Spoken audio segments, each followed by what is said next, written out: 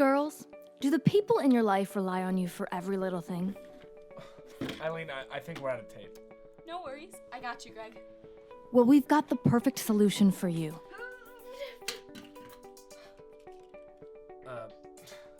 Thanks, Eileen. From the creators of the clap-on, clap-off lights, introducing the Vagina vending machine.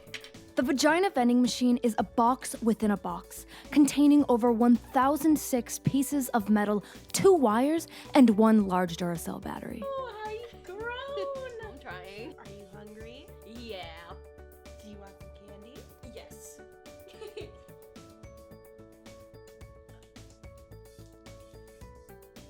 Why is this one unwrapped? Must be menopause. After a simple 23-hour surgery, a toy machine claw implanted in your lower intestine dispenses objects based on sound-activated need. Provided by Alyssa, Alexa's sister. Well, yeah. You packing more Gatorade, by the way? Oh, 1 second, honey.